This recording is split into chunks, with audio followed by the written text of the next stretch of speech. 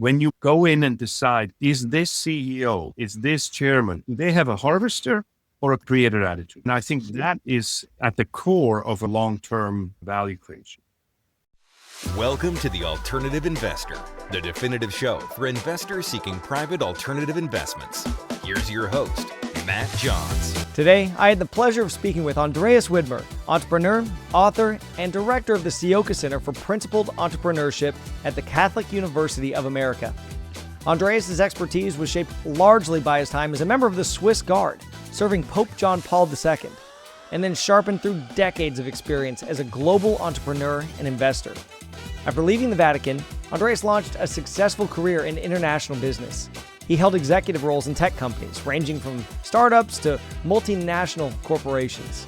Over the course of his career, he's contributed to the launch of over 100 technology-based businesses in the U.S. and developing countries, many with a strong emphasis on human dignity and economic empowerment. He also serves on numerous nonprofit boards and even co-founded the Seven Fund, a philanthropic organization focused on finding enterprise solutions to poverty. Andreas has been featured in numerous media outlets, including the Financial Times, CNN, NPR, the Wall Street Journal, Fortune, and Bloomberg News.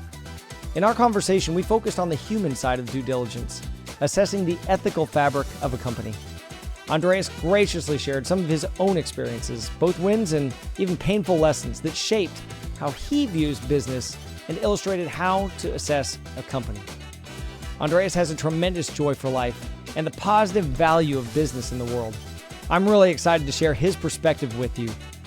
Welcome to my conversation with Andreas Widmer. I've got to talk about the Swiss Guard. You were kind of in that role at around the time that he had faced an actual assassination attempt himself.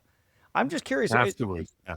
It was right after. What kind of courage did that take from you and your colleagues at that time who decided that you wanted to come in and protect the man who was just targeted by somebody? Well, look, I was 20 years old, and yes, I heard about this, and I was in the military trying to be a tough guy or thinking I was a tough guy. And I actually went in there for all those reasons, the military reasons, not the religious reasons. Mm-hmm. And so for me, bring it on. Like I was happy to go. I was in the military for a year before in Switzerland and saw this opportunity to become a bodyguard. And so none of this would scare me off. I head first in there. And the thing is, if you adapt to your environment, and this is what's, in a way, there was an attraction to, that physical presence and everything. So it didn't faze me at all. The surprise eventually was the religious side of it. To actually meet John Paul II, who was just a behemoth of faith but was just a larger than life person. And yes, that blew me away. Yeah. I was actually with one of your colleagues this week, and he mentioned a really unique story. I think it was Dr. Abella, I think was the one who mentioned it at Catholic University with you, but he had said that the Pope approached you at one point and singled you out, pointed at you, and said something like, "I'm praying for you in this moment." And that was a big point of it was actually process. It had to do with this. Yes, exactly. That was right when it was one of my first assignments when I was so down and out and was regretting going there. And truth be told, I was actually so sorry for myself that I was actually, and it was like, way in the bowels of the whole thing. And I was actually crying and he came out, and I didn't expect that, but he came out of where he was, and I was there, and he noticed, and he kind of embraced me and tell me that we would work well together and that everything will be well, and that kind of said, "I'll tell you what, I'm going to go pray right now for you. I'm going to go say mass and offer mass for you." And I consider that to be one of the key turning points in my life. His intercession by praying at mass for me. And your experience there, that all kind of became the subject of your first book, The Pope and the CEO. But your most recent one is The Art of Principled Entrepreneurship. I read it recently, and it was You're great. The one. Yeah. It was terrific. It was terrific because it's so engaging because it attaches itself to the human person. Everything else is Yeah. about business strategy, the numbers, everything behind it, Yeah. but it's about the human person and the dignity of the person behind the business and the people behind the business. So I'm curious though, you wrote this at this particular time. Why now? Why do you feel like this needed to be said at this point in time? It has two reasons really why I did it now.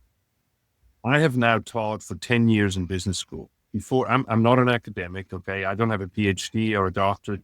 I'm a business guy. I'm a startup guy. I help start companies and I grew companies. And now for 10 years, I'm seeing what students come in with their preconceptions, what society is telling them about business, with what schooling is doing to them, quite frankly. And I would like to say this is what needs to be said now about business. There's fundamental misinformation out there about what business is and the mischaracterization, often also a misuse of what the free market economy is. And I feel very strongly that I need to set this record straight, but not in a, I'm not on a global campaign in a sense. What I'm doing is just to say what it is that I teach, because once you teach, I love teaching, and you get such a feeling with and for your students that you start to see where they're at, and you can help them grow and progress into their own excellence. And so, but sometimes some of these issues, some of these preconceived notions that our culture is proposing about business and our attitude towards work are just not true. And I'm here to correct those. And you need to do this long before I used to run a business strategy company. Okay, I know business strategy, but before you can do any of this, it's the fundamental why that makes all the difference. You can know all the strategy in the world isn't going to amount to anything if you have the wrong why. And so I'm very interested in doing that first. And so I wrote a book about what I call principled entrepreneurship. And so I say what it is. And then at the end of the book, I also say, how do I teach this? How do you enthuse the next generation for this? The reason why I wrote it now was because of COVID. So many people had negative effects about this shutdown. And I feel somewhat guilty to say that I had a positive effect because it gave me time to do something like this. Writing a book is a long process and is painful. But I took this time, and the reason why now is because it was my COVID project. Did this lead to the center that you are the director of now, or is it kind of the other way around? Which led to the other? It's the other way around. I have a friend, Art Sioka, who created the second largest wine company in the world called the Wine Group. And he and I have been friends for many, many years, long before I taught. And when I came here to Catholic University and started teaching here, he and I founded this Center for Principled Entrepreneurship together because we very much felt we have the same vision of what business is. And that's the other touching story for me, is that while I wrote this book, I asked Art if I could use him as a story, because I'm just a super fan of what this guy did. He was 84 at the time. And I remember I called him and I said, listen, Art, I'm going to write this book now, and I want you to be sort of the red thread in it.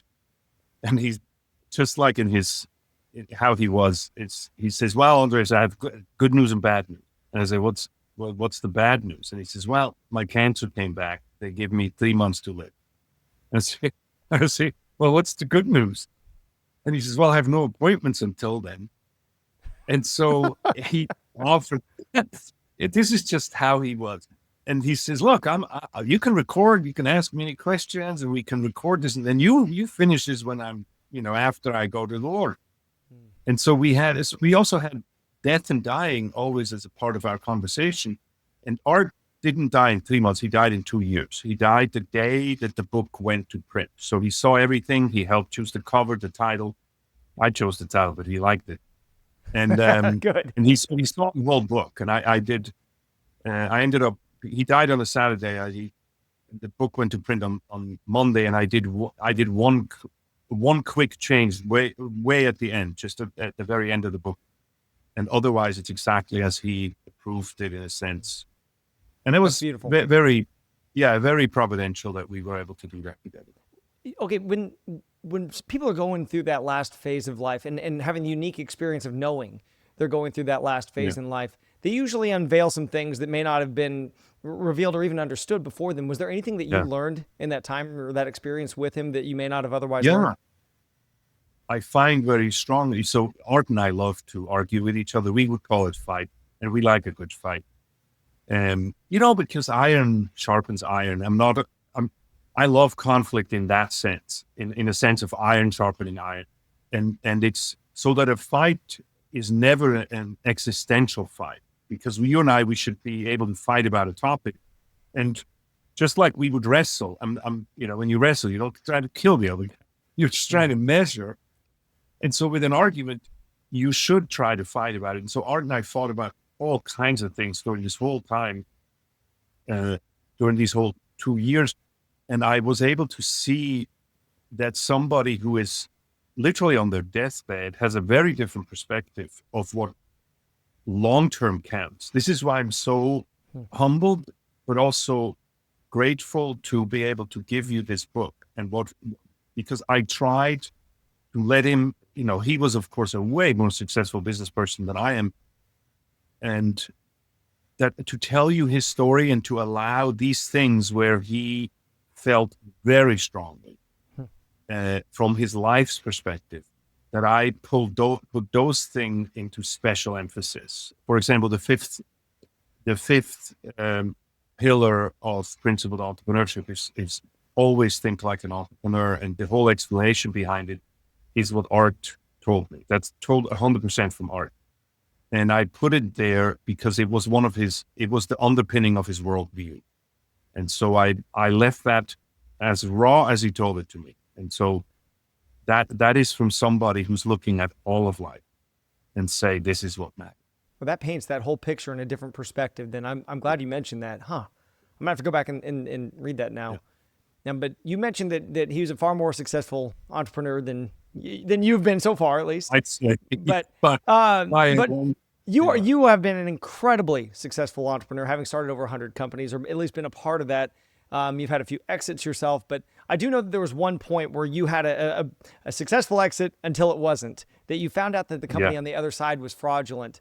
Now, how did that experience, maybe tell me a little bit about what that experience was like, and how did that shape your perspective moving forward in these kinds of transactions and your interactions with other people in business? Yeah, it was with Dragon Systems, inventor of the speech recognition. I was a part of that in the management team. And we sold that company to a company called Learn Out and House Speed from Belgium, NASDAQ listed. And it turned out that we had a stock swap and that country was fraudulent. And, this is after you hire Arthur Andersen and all of that. There's no guarantees, right? And 3 months after we were bought, I was now an executive in this new company or in the merged company. And it turned out that they were lying, and the most basic kind of fraud, meaning just basic accounting fraud, like saying there were sales that weren't and stuff. And that was a $600 million deal. But their company was much larger, and they did a lot of these deals. It shook my confidence and my faith in the market economy or capitalism to its core. I come from a small village in Switzerland. I come to America. I lived the American dream. I was part of FTP Software, ported the internet to the PC, then part of Dragon Systems. But I was 30 years old at that time, and already had two major exits with companies that changed the landscape. To me, the American dream was just an amazing thing. And then this, and at the time I saw the protests against this, so I had to, it was the reckoning to say, can I be a Catholic capitalist? And today I'm glad I asked that question, because much of what I do today is to actually help other people find their answer to this question. I teach at the Catholic University of America, so I'm helping our students here to figure this out. And after this, what it triggered, and which is what I'm tremendously grateful for, is it triggered a soul search, but also the academic search for me to understand my faith better, Christianity better. I ended up getting a master's degree in ministry theology, and instead of going back to the business school, I joined Monitor Group, the Harvard Business Professors consulting firm. I joined that strategy firm, and I led one of their divisions and spun it out, which was a business strategy for uncertain environments. It was called OTF Group, and that gave me, in my opinion, a crash course on business strategy. I mean, it was Michael Porter's company, and so I got up very quickly on what business strategy is all about, and then put the two together. And my first book, The Pope and the CEO, is really a book I wrote for myself to say, here's what I learned. It's my answer to the loss that I had with Dragon. And I can honestly say that the meaning, that saying in the Bible, what does it benefit man if he wins the world, but, wins all the riches, but loses his soul? Mm-hmm. And I think I hope I win my soul or win my entry into heaven at the end of my life. But I feel that's, I did correct a lot of my views, and I corrected a lot of my whys and hows through this research, through this soul searching.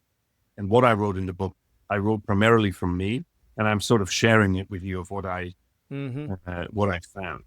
And today, I regard this as important, as a pivotal point in my life, as having met Jean-Paul II. Wow. Okay, so I was going to say we've had two major pivotal points here.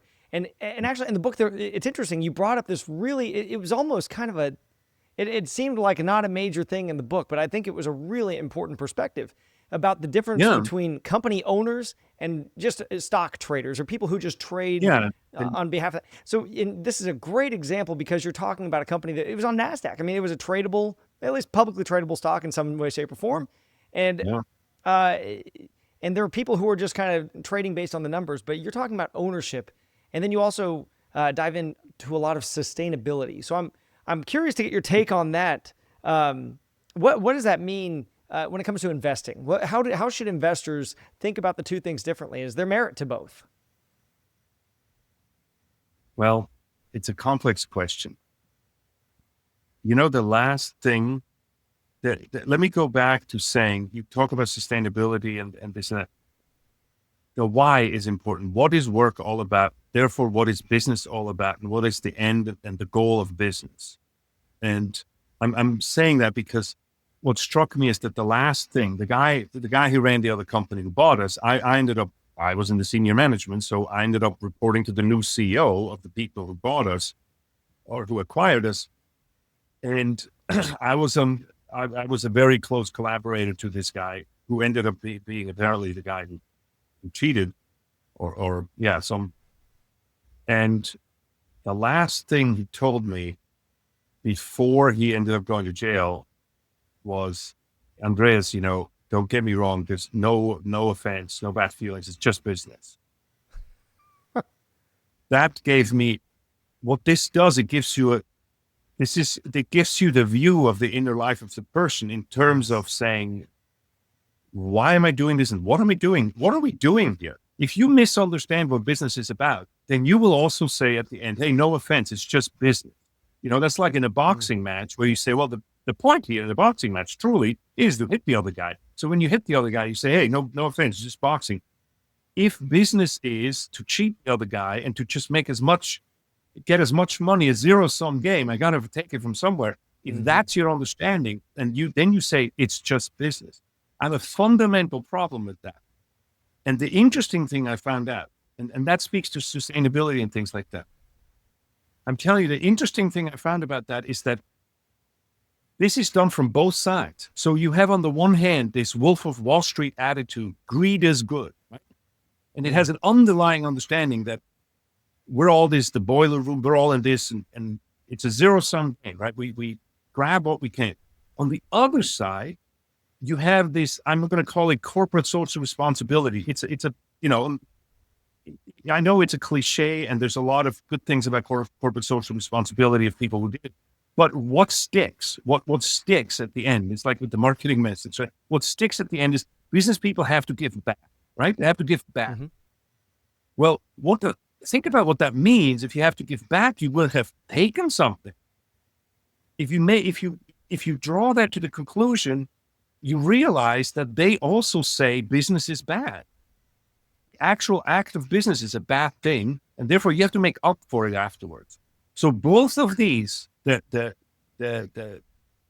CSR and the sort of the Friedman justification, which is both is, again, I realize that the two come from a different direction, but what's stuck in our culture is the greed is good, and you get to do this dirty deed, but you have to give back afterwards. At the end of the day, what we're looking at is the consensus in our society that business is an evil thing to do, that it's a zero-sum game, and one loses and one wins. And that is exactly what I'm trying to show. Sustainability to me doesn't mean it's a non-profit company or we're singing Kumbaya with each other. Sustainability to me means business has a very simple question at the core of it. And the question is, how may I help you? And if how I help you creates more value than it costs me to create the help, we call that a business. Mm-hmm. And that's sustainability, right? And we can go into details, but I just want to make sure that we understand at the core what this is about. Unless we answer the question, is work the way we do this in this system? Is this an evil thing or not? I know people who are on the CSR side, who are even on the Christian and the church side, who when they do business, they say all bets are off. You see, because the seeing of this as an evil thing is so deep that it's like if you and I were in a box ring, I wouldn't hesitate to hit you because that's the point of boxing, right? Mm-hmm. Well, if we propose business as a bad, then good people do really bad things in business. But what you're saying is that business provides value, right? And that value is unique to the business, unique to the people in it, unique to the whatever the business is organized and structured to perform. And that value is purportedly a good for society in and of itself, right? And maybe you can elucidate that a little bit more too, because I know that's something you dive into a bit. Yeah, what I gave you is a view of business that I think is false, misleading, mm-hmm. and is a fraud. Just like we can abuse love or we abuse food or something like that, and be deviated from its actual intention and its actual purpose. The actual purpose of business and of work is to imitate God. Let me explain. The part of us, we are perfect. We are, if you look at Genesis, it's something John Paul would point out. If you look at Genesis, we're just like the animals. We're made just like the animals. That goes in clay, dust to dust. God made us with the clay because this is the material we are all physical things here are made out of. But at the end, in comparison to the animals, God sets out to say, nobody is here like me, and then starts to make this being with the clay, but just like the other animals. But what God did on top of it is to breathe his spirit into this clay thicket, which is us. And the condition that he made is to say, I want somebody like me. Well, he made somebody in clay form, which God doesn't look like that. It's the spirit part, in a sense, the spirit that's indwelling in us, infleshed in us. That's the godly part. That explains why the animal can't work and why I can work. The reason why the animal can't work is because it's an animal. It has no choices. It's an object. The reason why I can work and create a business and create new products and services is because I'm made in the image and likeness of the Creator. I have a mandate that at the end, God made this Garden of Eden to a certain extent and then said, hey, now I made you in my image and likeness, meaning you are a creator. You have my creator spirit. You can make something out of nothing. Now you continue this garden. And we call that work. And so we can now create companies that by working, imitate God and make new plans, new products, new services. And it's a direct reflection in physical continuation of God's work. That is the core of business. And we can now work for each other and say, can I help you? How may I help you? And we can create the value for each other in a way, just like God would make food or feed for animals or for fish or the soil for plants and all of that, that we actually create that kind of value together. But if we do so, we have a choice. Because we're like God, we can choose, in a sense, between good and evil, right? Mm-hmm. And we can choose when we say, how may I help you? We can choose to create goods that are truly good or provide services that truly serve, or not. I can create goods that will addict you, or goods that will kill you, or service that will, in a sense, abuse you and demean you. And so there's this godly thing again, that what a company has is this power. What you have in your work is this power to do good or evil. And that is a great responsibility. And by living out this responsibility, we either follow God or we go away from God. Now, when we use work and we follow God, then we become more like God, because you're imitating God. That is why the church says work is a part of the path to holiness. And unless we understand that, we will forever do work the wrong way. All right. So let's take these two things. And I want to say, from the outside perspective looking in, we judge companies all the time. We determine whether what they're doing is good or evil or, anything like that. But as an investor, how do we approach these companies, especially private companies that we don't have all this public information about? But same is true for public companies that put on, lipstick on a pig, right? How do you assess? I'm going to call this, how do you do a values diligence on these companies? How do you look at them and determine the heart of them? I used to have a friend in Chicago who was a very successful investor. He had a whole portfolio that way outperformed the market. He had a questionnaire he would send the CEO of the company. And then he said, I invest in people, not products, or not companies. And he would have a character questionnaire for that CEO. And based on that, would invest or not invest, to say, is this a person that I would trust my money with? Yes or no. And if yes, then he would invest in a company. When that CEO left, he sold the shares no matter what. Like, the company might still go up no matter what. And so that's somebody who's looking at something beyond the, performance of a company is always like looking in a ship backwards, to see what they've been doing. Character is looking at their compass of seeing where they're going. And so how can you not ask for the captain's compass and look at them and test them a bit to see where this company is going? He has, and I have to say, because I know you're going to ask me, he never shared it with me, of course, because it was a secret sauce, and God rest his soul, he passed away. But he was very successful with this investment profile. But in the book, I talk about this one example of an art Sioka who was able to create behavior or solicit behavior in a company that was values driven. It's one thing, he told me once, he actually wrote, when he ended up buying it. It was a management led buyout, and he was leading it. And he says, the first time, I sit down and I'm writing a manual, an HR manual this thick. And I said, well, did you finish it? And he said, yes. And then I said, well, so what did you do with it? And he said, I threw it away.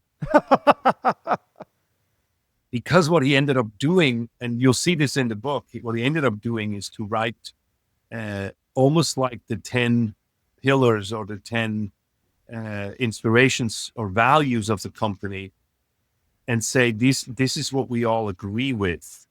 And then from then on, instead of looking what other people did for it, although he did some of that, he defined what he could do to live in line with those values in front of he always saw himself as a performer of the values in front of the company. And then people started to imitate him, basic mimetics. And so I cannot overstate how important it is to know who is leading this company, and if you and if that person is truly invested in long-term value creation, and we can break into that a little bit. Did Art ever make those 10 pillars or 10 values, whatever he called them? Did he ever make that public or available to other investors? Or yes, yes, he did, and of course with him he did it specifically. It was a management buyout, so he left. He never changed. To this day, it's a management-owned company. It's just that it rotates, and he created the incentive so long. He always felt like he told, I started in sales, and so I guess I'm always a sales guy. And in software sales, early on, I went through the whole 90s into the 2000s, in a way, in a setting in venture capital-based companies and with a sales attitude, right? And he would tell me, "Oh, I got rid of sales incentives." I'm saying, "What?" He says, "Yeah, we have no quotas, no sales incentives." I'm saying, "That's crazy." I mean, so there's some hungry people there, and you're not feeding them. Like, I can tell you, in my company, I would lose my best salespeople. And he would look at me and says, "Well, that's for your company, but those are not my best salespeople." What he meant is, it's like when you go fishing, you use different bait for different fish.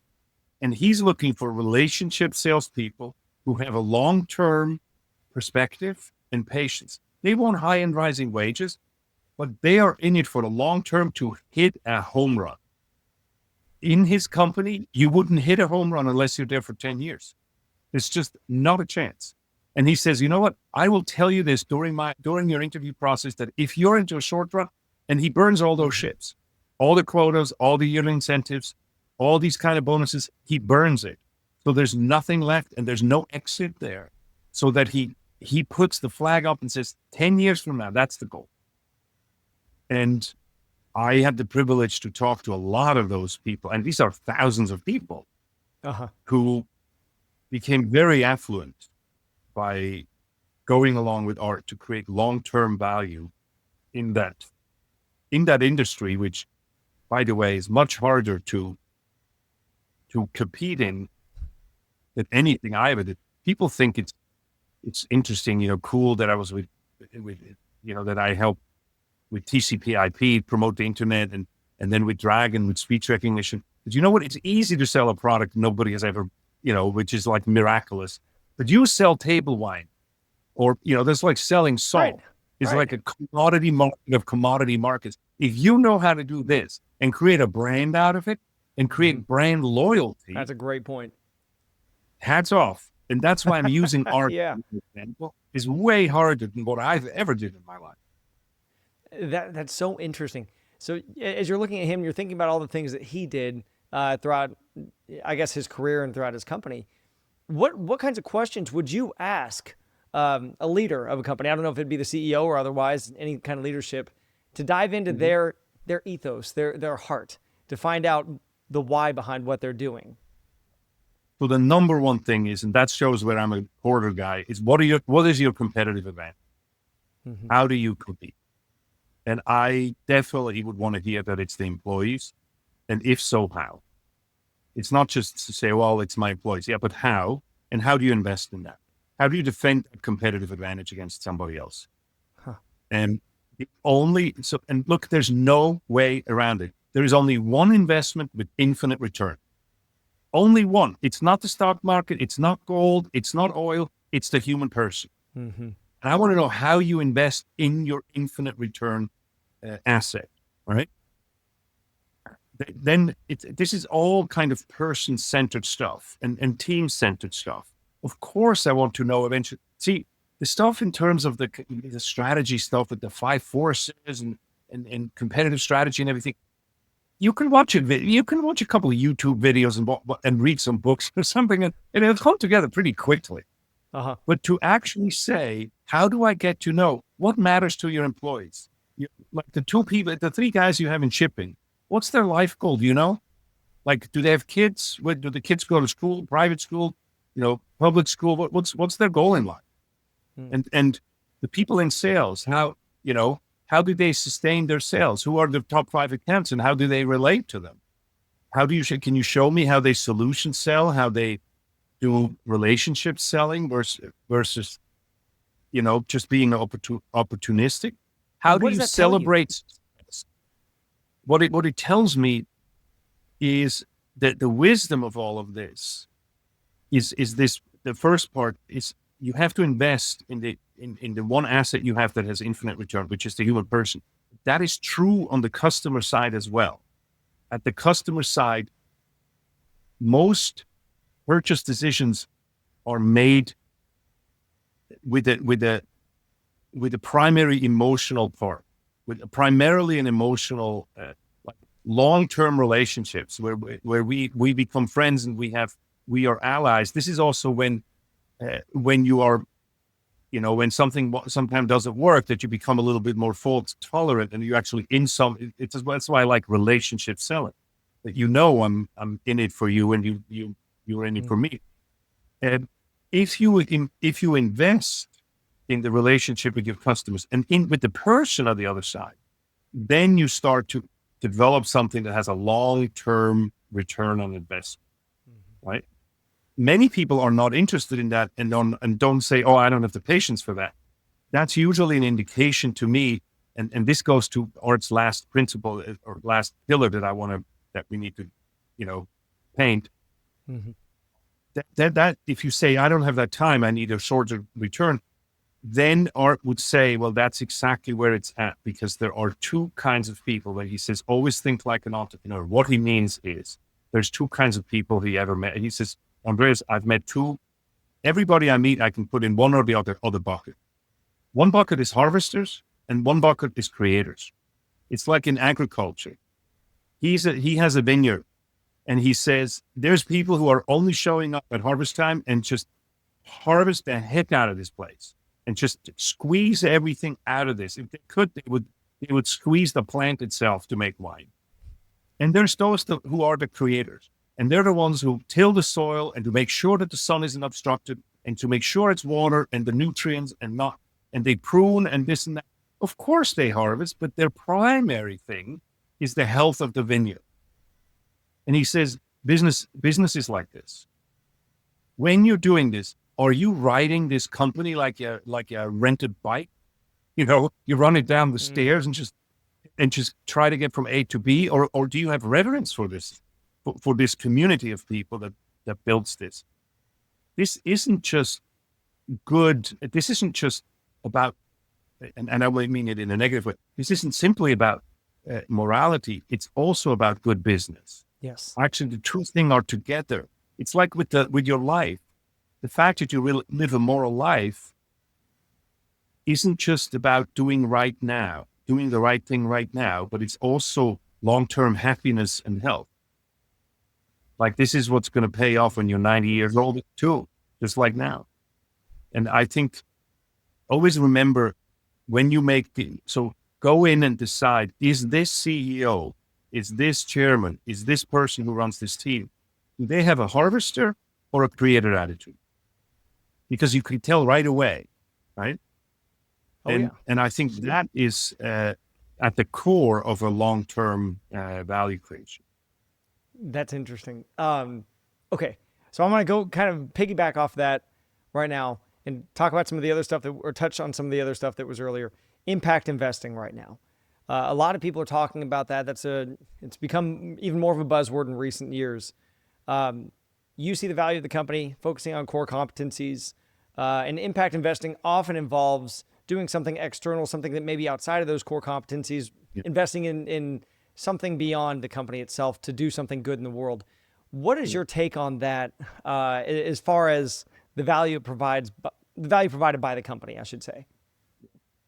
I always assume that people have good intentions, so I leave the bad intentions aside. The good intention here is the same intention that I have to say business is an intrinsic force for good.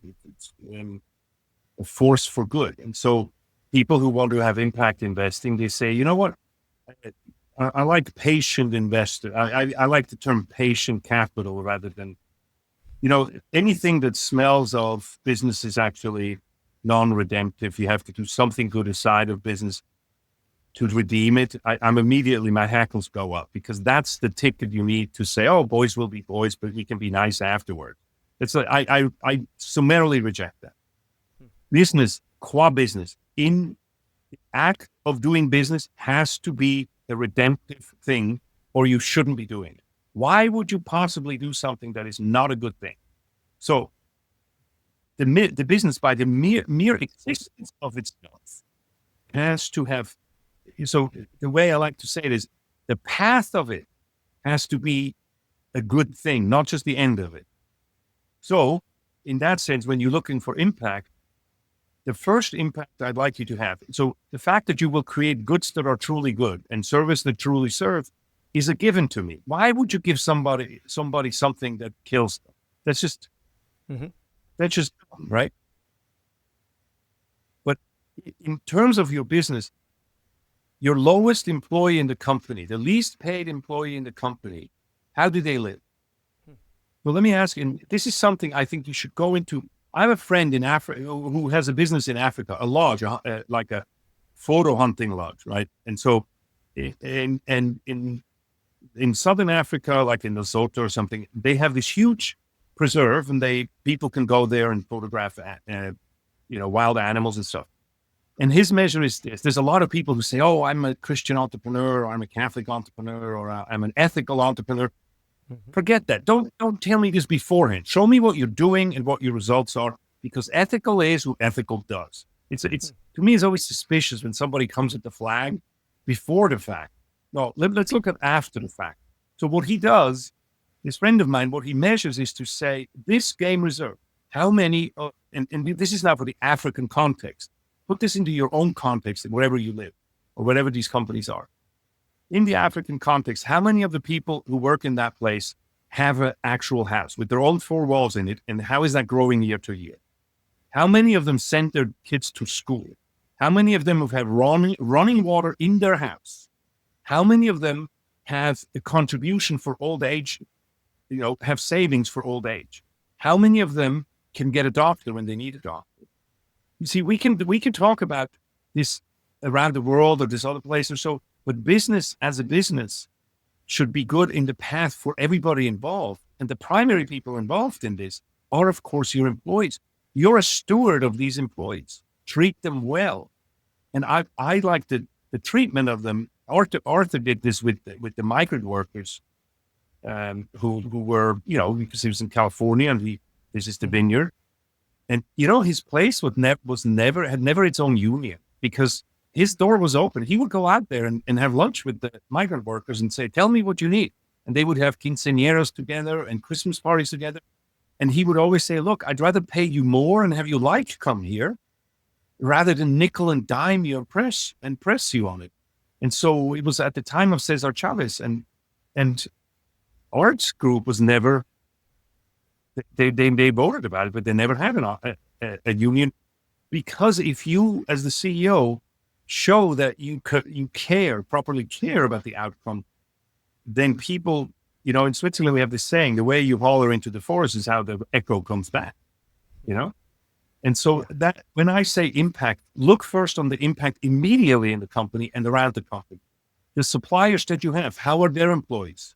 Do their employees go to school? Do their employees have above minimum wage? Do they, you know what I mean?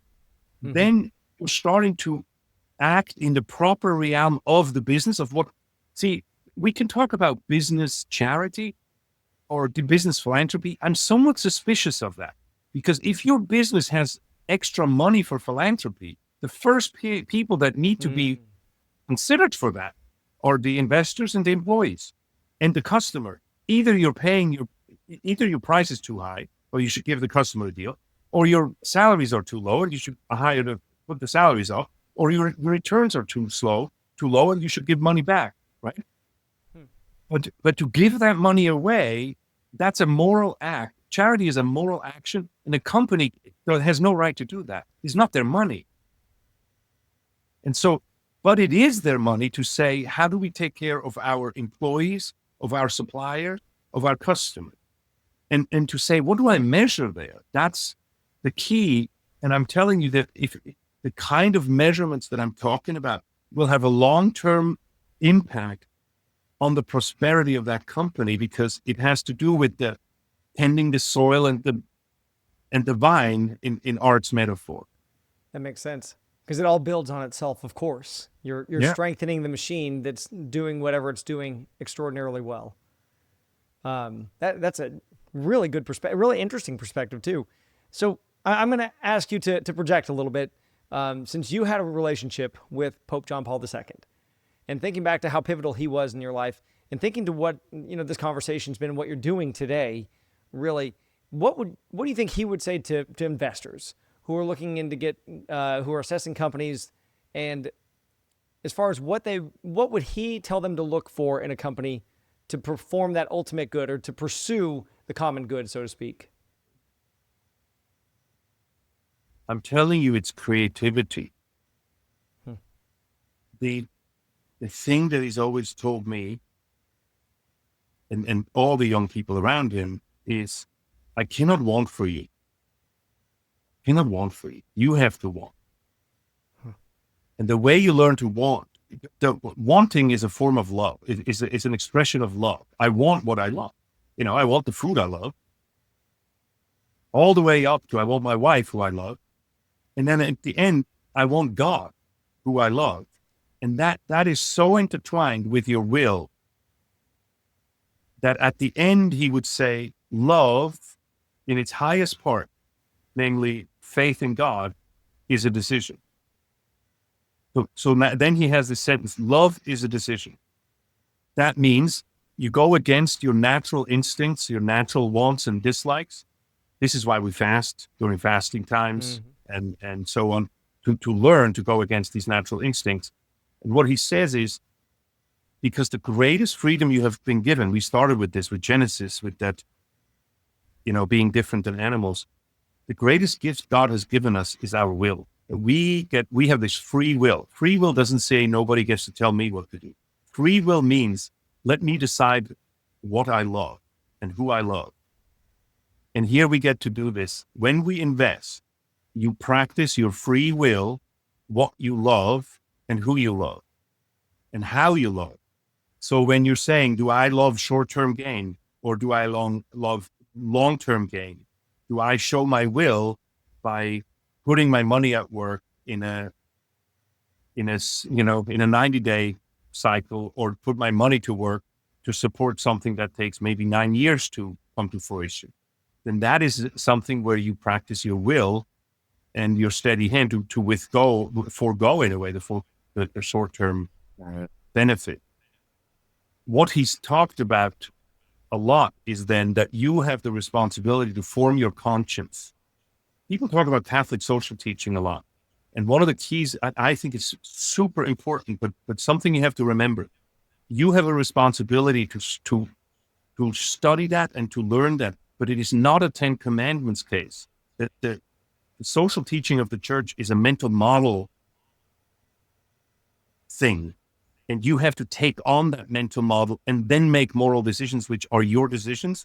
And I want you to take responsibility for those. So what John Paul would tell you today is, study the Bible, study the church's teachings, especially Catholic social teaching, and then form your conscience to that point that you can express your love through your investments in a way that you intend and are proud of. Andreas, I just wanted to say thank you for joining me today. This has been excellent. Praise God. Absolutely love the perspective that you bring to this conversation. And I hope that we can do this again sometime. Yeah, I'd love to. This is close to my heart. I teach this at the Catholic University of America, so we have a lot of courses, also open courses. Like we publish some things online that you can see that if this interests you. And then, of course, you can reach us always on LinkedIn and all the social media and so on. We just launched a new website, siocascenter.com, I think. So I'd love to. Oh, outstanding. I'd love to get people get involved with us. Anything else that you want to share before we close? No, this is, I don't know when this is going to go live, but next week is after tomorrow is his 20th anniversary of his passing away. And so I pray for the intercession of him that He bless you. You're all the thing you and all the things you do, and everybody is this. Thank you so much, Andreas. I really appreciate it. May God bless you in all that you're doing too, and all the great work you're doing for the church and the world. Thanks. All right, take care. God bless. We hope you have enjoyed this episode of The Alternative Investor. If you found this valuable, please be sure to like, subscribe, and share. This show is brought to you by Honey Hive Capital Partners. Visit us at honeyhivepartners.com to continue your alternative investment journey. This recording represents the views and opinions of its guests and does not reflect the views and opinions of Honey Hive Capital Partners, LLC. Nothing in this recording, nor any communications from it, should be treated as constituting financial, investment, legal, tax, or other advice of any kind, or as a recommendation to buy or sell an interest with respect to any investment. We look forward to you joining us next time.